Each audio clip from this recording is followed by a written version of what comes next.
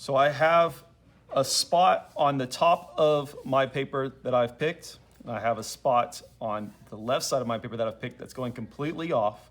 And then I'm going to create a line. It does not matter what that line looks like. Don't make it too complicated. You don't want a bunch of little bitty squiggles. Like I don't want it to look like this. That's too complex for what we're doing. I need something kind of simple, but I want it to just be a line that connects from the left side going off the page to the top of the paper. Then I'm going to pick a spot on the bottom edge of the paper and the right side of the paper. Then I'm going to connect those two spots as well.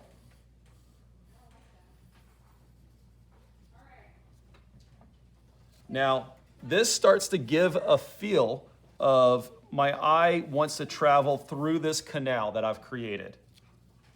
It allows the eye to be directed in a direction.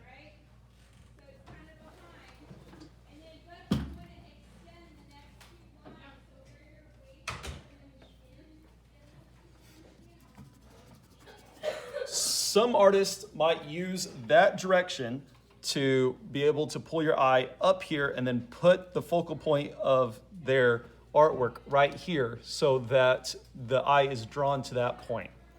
However, we're going to use what we are going to use is 4 different light sources. And so I'm going to pick another spot. These two, you don't want any of the lines to connect, but I'm going to pick a spot on the top and the right side, and I'm going to connect those two.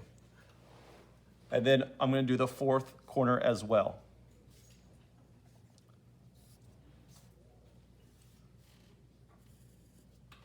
So all 4 corners have a shape that's in it and also has these gaps in between them. If we were to shape these in, these gaps create paths for our eye to travel inward to the artwork.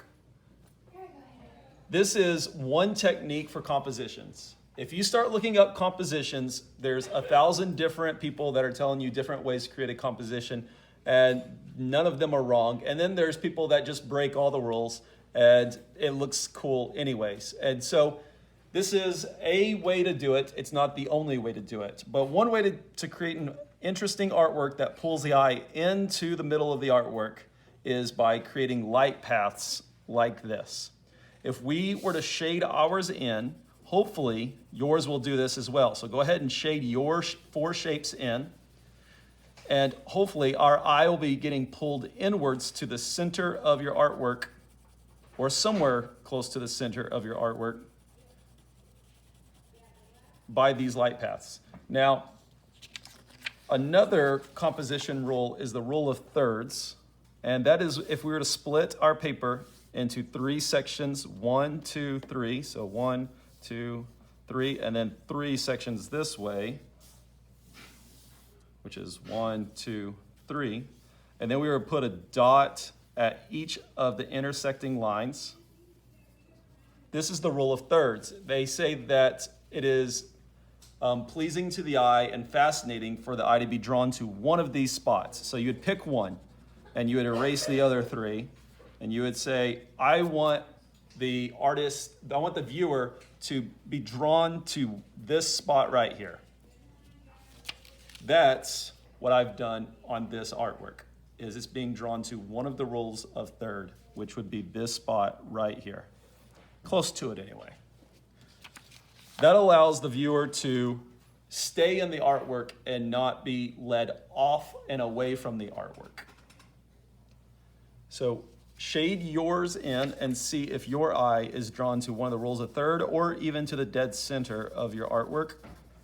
And that's probably your point of emphasis that we want our artwork to be. Right now, we're going to be creating the first layer of a background for a larger artwork using this design, whatever design you created. But this design is going to allow these light paths to be drawn into the center of your artwork, and that's where we'll put a subject matter.